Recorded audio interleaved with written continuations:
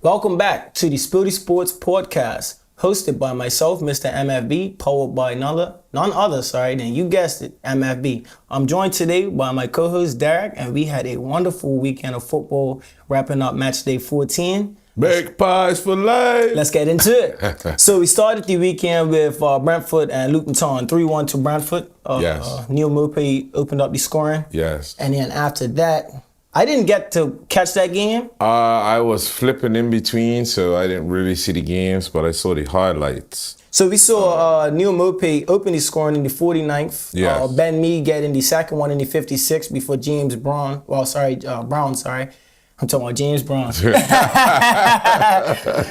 Cut the lead in half to 2-1 before Baptiste scored in the 81 to round it off. Yes. Again, I didn't really watch that one much. Brentford's a team that I expect to be getting a win, especially at home to Luton. You expected them to win that game. Luton, they did try to put up a good fight, but when you look at it at the end of the day, Luton's one of them teams that will be, I'm pretty sure, getting relegated. And the thing is, last week I was saying that I don't think that Luton's going to go down simply because they were 4 points above the drop zone, and everybody's going to have to go to their home, which is tight with the fans on top of them. I'm actually got to go there next. Right. Arsenal's going there next. Right. And now that buffer has slipped from 4 points to 2 points. So it just goes to show you what a weekend of football could do. Exactly. So with that, Luton Town, they stayed in 17th. They're still on 9 points. They're still 2 points above the drop zone. Everton climbed up a little bit, so they're right behind them. And Brentford is in 11th place, still on 19 points after being on 16 when the game started. Right. So with that, moving on to the second game of the day, which was Arsenal and Wolves. So I can take that one. I don't even have to look at the stats. I watched that one as a avid Arsenal supporter. And I thought that we started this game really well, Derek. We controlled the game. I think for the first half, we looked like we picked up from where we left off against Lens. Yes. Right? Where it was like fluidity, it was free-flowing football. Everybody was on the same page. It was almost like we were reading each other telepathically. And then after like the 27th minute or so, I think that we still managed to create and carve out certain chances. That Trossard one would have been a really good one. Oh, yes. Right? Would have. And also I liked seeing him in the 8, but we'll get onto that later. Right. And then after that, the second half came, and I thought that we controlled the game really well right up until like the 81st. Zinchenko with his trademark error in the match. Yes. I know that you like him. I know a few guys, San Hunter, shout out my guy, a lot of people like him, right? Yeah. But there's no neglecting the fact that he does this on a regular basis. It's a weakness in his game, definitely. It's a flaw. Yeah. And as a left back, even though he's really good technically on the ball, your bread and butter is defending. It's defending. That comes first. You feel what I'm saying? So if you can't do that, I don't understand why it is that, is it only me that can see it? Because he does it a lot. You know what I mean? If you look at today's game, yes, his job is a defender, but more, I would say, your manager would like to see him 40 to 50% in the other opposition's half.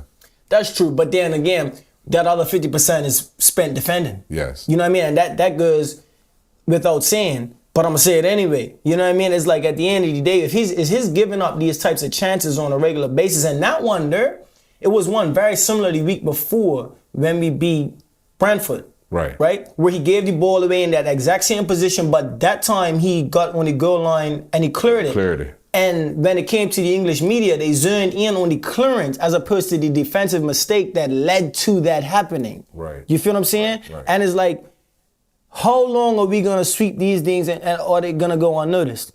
But with that, it was a good goal because there was still a lot to do, even after the mistake, right? It was. Cunha scored an excellent goal, left-footed curler into the top corner, beating Raya. I don't even know if he's left-footed, is he?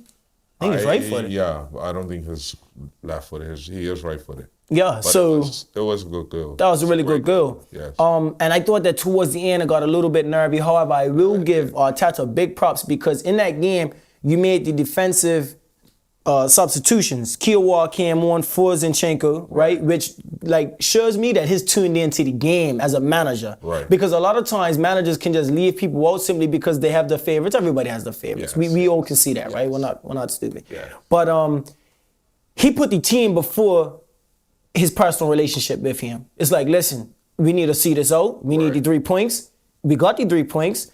I'm happy with that. We went 4 points clear before, obviously Liverpool and City had to play. Right. And it was another good weekend for the Gunners. So I ain't got much else to say about that. No, you 4 points clear. Well, 4 points? no, it was 4 points before the Liverpool and Fulham game came on. Because Liverpool was 2 points behind us to start the week.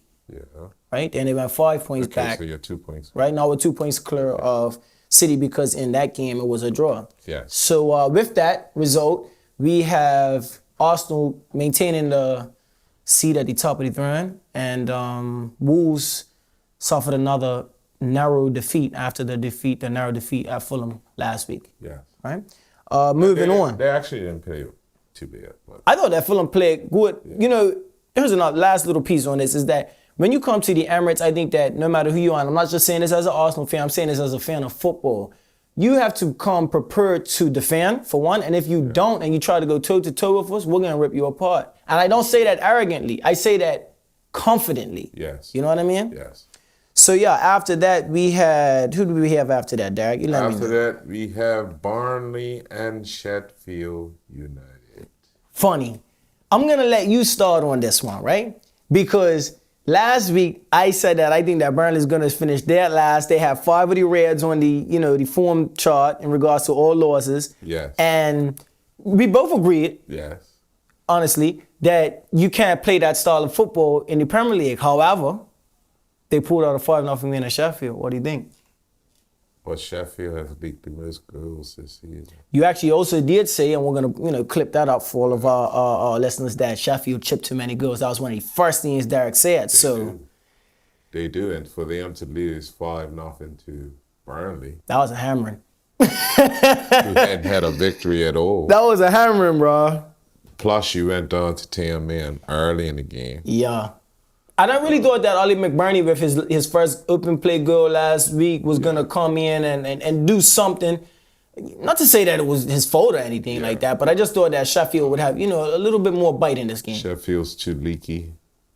They can't hold on to the ball. They can't defend. And they just chip too many goals. They're averaging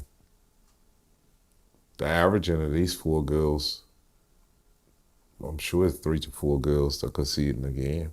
And funny with this game in particular, it was, and I've seen a lot of this season, and before, I would say last season, we didn't see much of it at all. But now you're seeing when you have teams that are getting blown away by big scores, it's 5 different scores. It's 4 different scores. Before, you remember, there used to be a focal point in teams. Your striker gets your goals. Now it's not like that. Like you said, you alluded to this last week. Everybody on the pitch has to be attacking it's efficiently. Yes. You get what I'm saying? Yeah. Like everyone has to be able to do a job. Everyone's, like the ball gets scrambled in the box. It's like somebody. Yeah. It's like that now. And that's why these guys get paid all the money and they do all the training they do. All rightfully so. It's like synchronized swimming. Everybody has to move in tandem. Yep. And that's the key. It's rhythm. It's a rhythm game, Absolutely. as you know. Absolutely. So everybody has to be in rhythm. So, when you watch some of the best rhythm teams will be yourself, City, Liverpool. I think you even put Tottenham in there. Tottenham now, yeah. Tottenham definitely now. Yeah. Definitely now. Because we'll get onto that game. Brighton, you looked at Fulham. Yeah. They was moving in good rhythm today, even though they lost. Yeah, that was actually. Aston Villa. Yep. Right? Myself, Newcastle. Yep. It's about rhythm. And everybody has a role to play. And everybody's trying to score goals. Yeah. Everybody's trying to score goals. This whole we're gonna come and defend, and don't get me wrong. To a certain extent, you still need to. You still need that focal point, structure. that structure, and that striker. Right. But what the game has come to now is that it's not girls just coming from third. Right. Girls are coming from everywhere. Absolutely. So it's a more attack-minded game. Absolutely. Yeah. And with that said, Burnley moved off the bottom with that 3 points from 4 to 7. Yes. And they leapfrogged Sheffield, the team that they just smashed up, Yes. into 19th. And for the first time this season, they are off the bottom of the pile. That's Yes. big for Vincent Kompany's man, because points have been hard to come by. Very hard for them. And with that said, so their two teams finished 19th and 20th in our league respectively after Yes. that result. Moving on. Yes. Who do we have after that? We have Nottingham Forest and Everton. I didn't watch that game. I saw the highlights. I saw bits and pieces of it. I was flipping between that one and your game, I think it was. Yes. And the Wolves game. How'd you feel about that? No, actually, no. No, because that one came on afterwards. Came on afterwards. So Right? I was looking at this game. Everton had a lot of chances, had a lot of opportunities. Nottingham Forest had one, I think it was Alanga, and he missed it. Yes. Pickford, I wouldn't even say he missed it. Pickford came out and made himself big. Made himself and made a good big. save. Yes. But after that, it was Everton all the way. Okay. Yeah, Everton. I could see Everton surviving. I could see Everton pulling this off. The what in Well, right now. 17th now. Yeah. So. And after that's after the 10-point deduction. Right after the 10-point deduction and the from 2 financial points, fair play, yeah. and the 2 points off from safety, correct? Yeah. So I can see them. You can see, and you know, because Sean Dyche has them dialed in. yeah. Well, his a coach where like it might not always be like pretty on the eye. They call it like Right. drinking nails and things for breakfast, right? But it gets results. Right. You know. And I have to get her next, and I'm nervous about that. Really? Yeah. I feel like Newcastle could do some. Yeah, I think I can't. Everton's soft. Yeah, they are soft, but I'm tired. You're leggy. Yeah, we'll get into that. Yeah. We'll get into that. Dwight McNeil scored a beaut. Yes, he did. He actually had a shot prior to that, which would have Yes. been a good goal, and then he followed it up with that left-footed strike. Is he his left-footed? He is left-footed. But that was a beaut. Yeah, it was. Going across his body, cutting across. Right. He really sunk that. That was a good goal. In the 67th minute, Yeah. it was all that they needed in order to Yeah, pick up the 3 points. Yeah. So they did a good job. They away from him. They went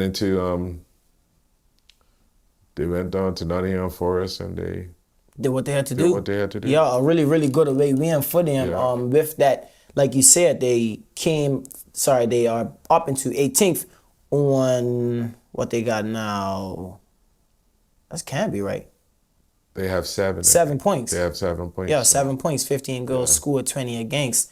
After the 10-point deduction. After the 10-point deduction. There's still 2 adrift from Luton Town. So. Yes, sir. But I mean, that's just a game. That's just a game. If they win. Yeah. And that game is going to be coming and you to are you. playing Luton. And you are playing Everton. Yes. So look at how that Yes. wraps up. Yeah.